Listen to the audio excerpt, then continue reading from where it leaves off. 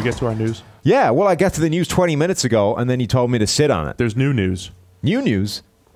It's being reported that Josh Gordon's actually facing an indefinite suspension. Okay. So either way, he's not going to be playing football for the New England Patriots. Or Can any I read you NFL his team. statement? No. Why not? Because people will have already seen it right now. By now. They might not. Maybe they got all their information audibly. Go for it. Josh Gordon's statement. Josh Gordon on Twitter. I take my mental health very seriously at this point to ensure I remain able to perform at the highest level, which he hasn't been. I have recently felt like I could have a better grasp of things mentally. With that said, I will be stepping away from the football field for a bit to focus on my mental health. I would like to thank Coach Belichick, Mr. Kraft, as well as countless others within the Patriots organization for their continued support. I want to thank my fans for their support as well as I continue down the path of getting back to 100%. So, he's stepping away. I hope he does. Which may or may not be prompted by a suspension that's coming down the pike anyway. Yeah, I mean, I wish him the best. It's been an ongoing issue, and hope he gets over his issues. How much trouble does this put the Patriots in offensively? Because we remarked on the fact that it was surprising that they didn't use him last week at all.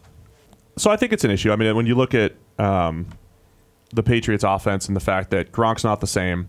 Right. Edelman's been a little inconsistent. Well, even so, Edelman makes a lot function within that offense, right? But he opens up some spaces for other people, but at some point the other people have to actually take advantage of those spaces.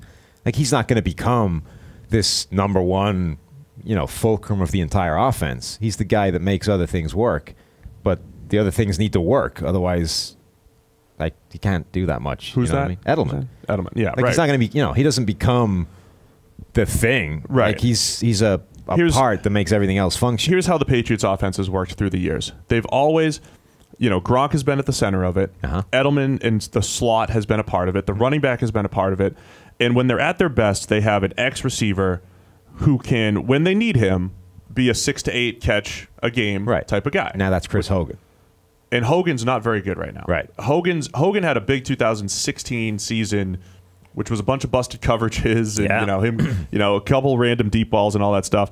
But the X-receiver through the years, whether it was Deion Branch did it a little bit, whether it was Brandon Lloyd, whether it was Brandon LaFell, when they turned a corner after you wrote Brady off in 2013 and 14, Brandon LaFell turning a corner was a big part of Brady's improvement, because it was just Gronk's the number one option, Edelman's out there, Amendola's out there, the running backs are out there. But if all of that stuff's taken away, like we saw the Steelers do, here's an X-receiver that can get open, and LaFell did a really nice job in that role. Run some slants, run some stop routes. So now that's a Chris Hogan thing. And Brady just hasn't had a ton of confidence in Chris Hogan this year. And Hogan's not that great at creating separation. He's not a great athlete. He's okay. He's just an okay receiver. So you lose a weapon on that Patriots offense. Can they try and manufacture wide receiver Cordero Patterson? Because the best things he's done with the team so far have been a running back. So they have in recent weeks. Right. Right. They have. But then last week he played 4 snaps. But it really went from he's a gimmick player to we're going to put him at running back because we're depleted. Right. To he actually which worked. Which did work very well. To he actually has run some more wide receiver type routes over the last few weeks. In the fact he's not a good route runner, Sam. He can run straight and he can run after the catch.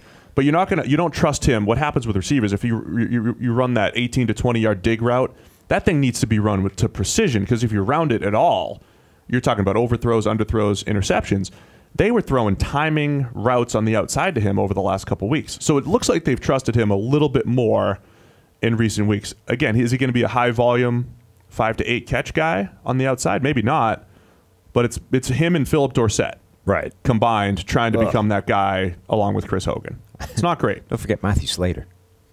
He gets like 2 or 3 snaps at receiver per year randomly.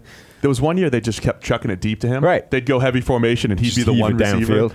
Oh man, it's great. So Brady's at a point right now where he's not as good as he was in recent years. He needs all the help that he can get. And Josh Gordon has provided that. There's certain games where Josh Gordon has been his key target. So it is a loss for New England. They're playing Buffalo this weekend, and Buffalo's defense is one of the best against the pass. Tre'Davious White, and they're just a fundamentally sound. And Belichick was talking about it this week. Fundamentally sound, zone-heavy defense. that I think they've just, they've been overshadowed. I keep saying they've been overshadowed by an incompetent offense.